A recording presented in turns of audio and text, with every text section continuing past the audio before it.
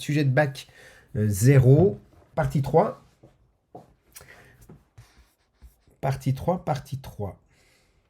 L'atelier est isolé du réseau électrique et doit par conséquent être alimenté de manière autonome par des panneaux photovoltaïques. Donc ceux qu'on a étudiés avant, le toit de l'atelier dont les dimensions sont données ci-dessous serait-il adapté pour y installer ces panneaux alimentant le four qui nécessite une puissance électrique de 6000 watts. Nous, on veut une puissance électrique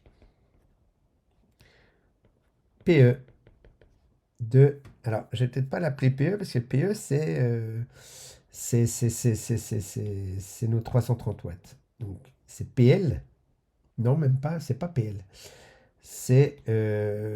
comment je l'ai appelé, moi? Je l'ai appelé P four. Voilà.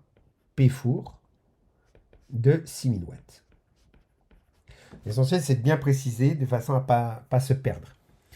Voilà, donc le toit de l'atelier dont les dimensions serait-il adapté pour installer ces panneaux? Alors on sait qu'un panneau va fournir, donc un panneau fournit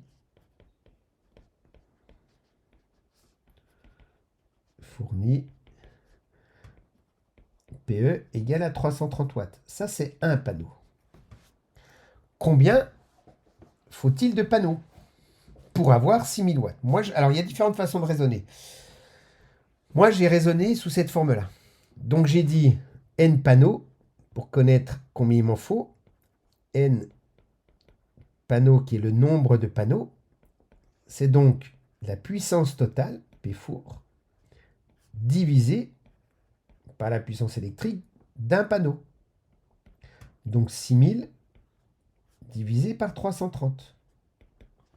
Et si je fais 6000 divisé par 330, je trouve 18,18 panneaux. 18,18. Ça veut dire qu'il me faudrait au moins 18 panneaux, voire même 19 panneaux. Est-ce que ça suffit? Ça me fait une surface de combien? La surface d'un panneau, on l'a calculé tout à l'heure. La surface d'un panneau, elle fait 1,62 mètres carrés. Ça, c'est la surface de un panneau. Si il m'en faut 18,18, eh bien, la surface totale,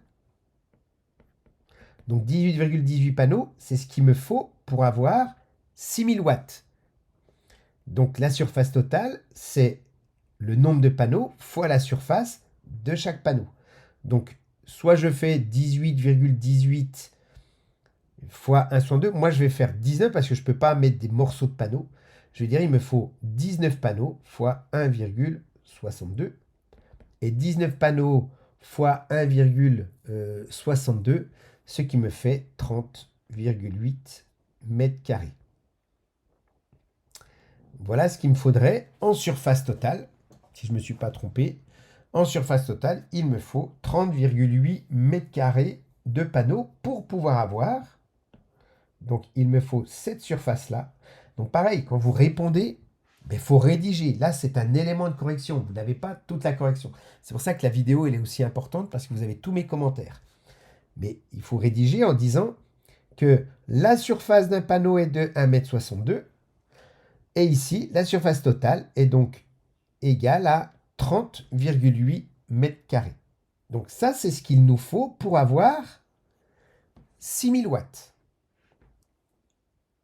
Maintenant, déterminons la surface du toit, puisque la question c'est est-ce que le toit est suffisamment grand pour pouvoir accueillir justement ces 30,8 mètres carrés. Si j'obtiens une surface de 31 mètres carrés, parfait, puisqu'il me faut 30,8 mètres carrés pour avoir 6000 watts. Si maintenant il me faut 35 mètres carrés, si par contre le toit il fait 25 mètres carrés, alors qu'il m'en faut 38, eh bien ça n'ira pas. Le toit sera trop petit. Donc je vais calculer la surface du toit, que j'ai appelé S-toit. Voilà, je l'ai appelé S-toit. Le toit étant rectangulaire, donc je fais longueur fois largeur, donc 6 fois 4,5. Ce qui me fait une surface de 27 mètres carrés. Le toit me fait 27 mètres carrés. Si je recouvrais donc la totalité du toit par des panneaux photovoltaïques, je n'aurais que 27 mètres carrés. Or, il me faut une surface de panneau de 30,8 mètres carrés. La surface du toit est donc insuffisante,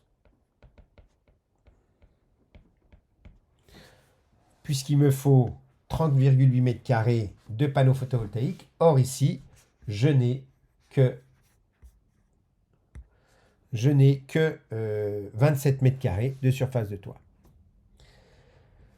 Deuxièmement, donc ça c'était la première question. Deuxièmement, citer au moins un paramètre n'ayant pas été pris en compte, pouvant influer sur la quantité d'énergie solaire reçue. Alors il y a différents paramètres.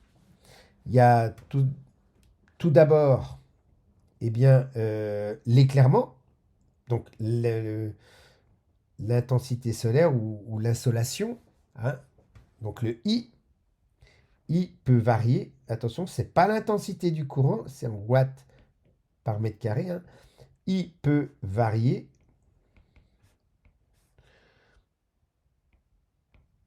dans une journée. Donc ça, c'est la première chose. Mais surtout, il y a un paramètre qui n'a pas été pris en compte, c'est l'orientation du toit. Mais aussi, alors on peut en rajouter plein, hein. Vous avez l'orientation du toit, mais vous avez aussi la pente. La pente qui est très importante. Parce que si vous n'avez pas assez de pente, ben vous allez perdre au niveau du rendement. Si vous avez trop de pente, c'est pareil. Je crois que grossièrement, ça correspond à peu près à la latitude, donc aux alentours des 45 degrés, hein, 42-45 degrés de latitude. Et il faut être exposé plein sud. Là, on n'a pas parlé de l'orientation, mais ça joue aussi.